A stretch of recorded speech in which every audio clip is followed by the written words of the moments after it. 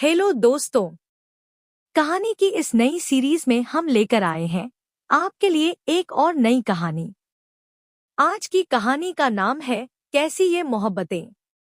यह इस कहानी का भाग 1 है। यह एक ट्रू लव स्टोरी है।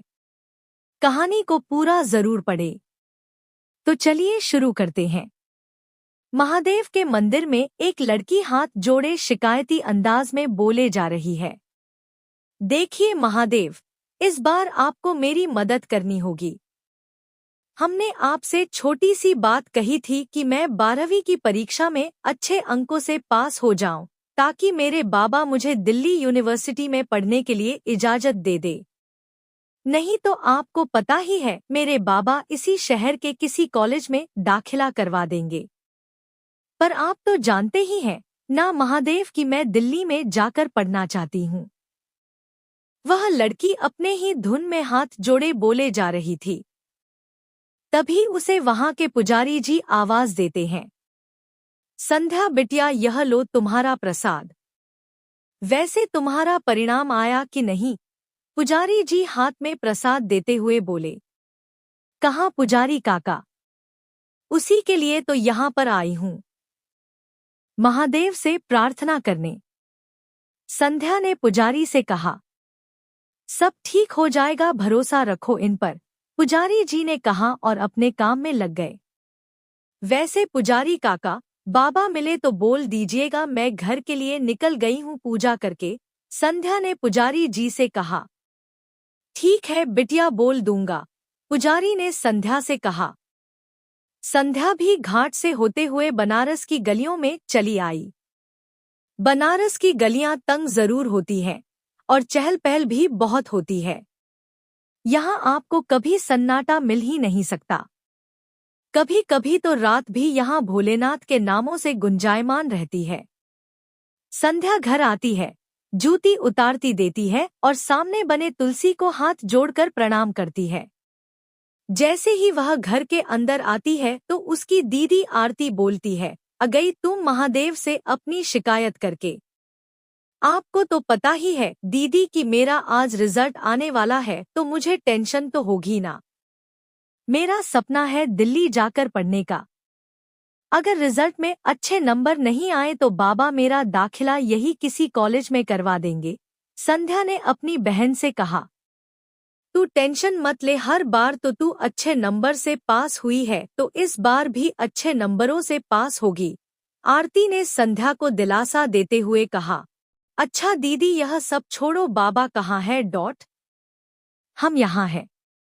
संध्या, हम मंदिर ही गए थे दर्शन के लिए, तो पुजारी जी ने बताया कि आप अभी अभी मंदिर से निकल चुकी है। साथ ही हमने आपके परिणाम के लिए शुभकामनाएं भी मांगी थी। श्री सुशील कुमार मिश्रा जी संध्या के बाबा बनारस के हाई स्कूल के प्रधानाचार्य हैं। उनका बहुत ही सरल और शांत स्वभाव सबको पसंद है। उनको सभी लोग बहुत सम्मान देते हैं। उनके परिवार में वह और उनकी 2 बेटियां हैं। बड़ी का नाम आरती और छोटी का नाम संध्या है। उनकी पत्नी अस्वस्थ होने के कारण उनकी 10 साल पहले ही मृत्यु हो चुकी थी। तब संध्या सिर्फ 8 साल की थी और आरती 12 साल की थी। दोनों की परवरिश अकेले ही सुशील जी ने बड़े लाड प्यार से की है। उनका छोटा सा सुखी परिवार है। संध्या और आरती ने अपने बाबा के पैर छुए। जीते रहिए, सुशील जी ने आशीर्वाद देते हुए कहा। बाबा आप बैठिए, मैं आपके लिए चाय बना कर लाती हूँ, आरती ने अपने बाबा से कहा। सुशील जी आंगन में खाट पर बैठते हुए संध्या को अपने पास बुलाया और बोले, आप परेशान क्यों हो रही हो? तुम्हारा रिजल्ट बहुत ही अच्छा आएगा। मैं अपने रिजल्ट को लेकर परेशान नहीं हूँ, बल्कि मुझे तो दिल्ली जाकर पढ़ने के लिए आपसे पूछना है बाबा, संध्या ने अपने मन में बड़बड़ाते हुए कहा। संध्या ने अपने बाबा को एक प्यारी सी मुस्कान दी। बाबा यह लीजिए आपकी अदरक वाली चाय, आरती ने अपने बाबा को चाय का कप देते हुए कहा। आपके ससुराल जाने के बाद पता नहीं हमें यह अदरक वाली चाय मिलेगी भी या नहीं? सुशील जी ने संध्या की तरफ देखते हुए कहा। बाबा, मैं अभी कहीं नहीं जा रही हूँ, आरती ने अपने बाबा से कहा। बेटा, एक दिन तो सभी बेटियों को अपने घर जाना होता है, तो आप दोनों को भी जाना होगा, सुशील जी ने उदास मन से कहा। फिर दोनों उनसे लिपट गई और बोलने लगी, हम दोनों आपको कभी भी छोड़कर नहीं जाएंगे, समझे आप? संध्या और आरती ने साथ मिलकर जवाब दिया। अरे अरे, बहुत प्यार कर लिया आप दोनों ने, अब हमें कुछ नाश्ता भी मिलेगा या नहीं? सुशील जी ने हंसकर कहा। ठीक है बाबा, आप हाथ मुंह धो लो, तब तक मैं नाश्ता लगाती हूँ, आरती ने अपने बाबा से कहा। सभी डाइनिंग टेबल पर बैठते हुए नाश्ता करने लगे। तभी किसी की आवाज आई। अरे भाई, हमें भी कुछ खाने को मिलेगा, त्रिपाठी जी घर के अंदर आते हुए बोले। हाँ चाचा जी, बिल्कुल, क्यों नहीं मिलेगा? हमने तो पहले से ही आपके लिए नाश्ता बना कर रखा है, संध्या ने पैर छूते हुए कहा। राकेश त्रिपाठी जी सुशील जी के बहुत करीबी दोस्त हैं। यह कहिए कि उनके हर सुख दुख में साथ देने वाले राकेश जी ही थे। राकेश जी को कोई औलाद नहीं है, इसलिए वह और उनकी पत्नी सरला त्रिपाठी जी संध्या और आरती को ही अपनी बेटियों की तरह मानते हैं। अरे हमारी आरती बिटिया कहाँ है? त्रिपाठी जी ने इधर-उधर देखते हुए कहा। हम यहाँ हैं चाचा जी, बस आपके लिए नाश्ता लेकर आ रहे हैं, नाश्ते की प्लेट उनके सामने रखते हुए बोली और पैर छूते हुए कहा। चाची जी नहीं आई?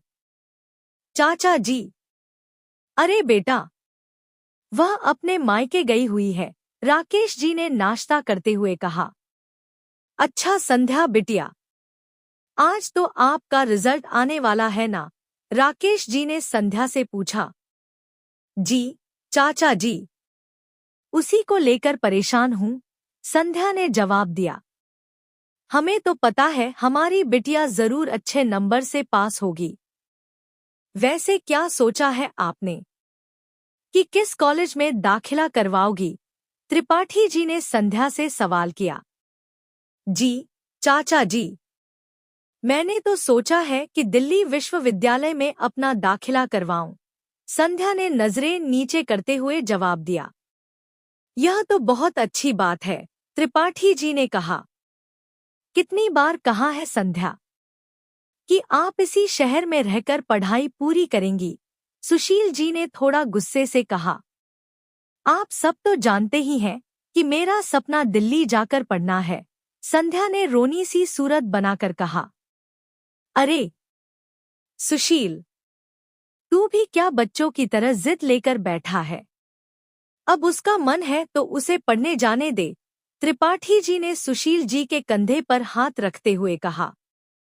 बाबा, चाचा जी, पहले रिजल्ट तो आने दीजिए, आरती ने कहा। रिजल्ट कितने बजे तक आएगा संध्या बिटिया? त्रिपाठी जी ने पूछा। 12 बजे तक आ जाएगा चाचा जी, संध्या ने जवाब दिया। Love story in Hindi, true love story, best love story in Hindi. ठीक है फिर, हम चलते हैं बिटिया, शाम को मिलते हैं। अरे तुम यहीं बैठे रहोगे क्या? त्रिपाठी जी ने सुशील जी से कहा। फिर दोनों चले जाते हैं। दीदी आपको क्या लगता है, बाबा मान तो जाएंगे ना? संध्या ने आरती से पूछा।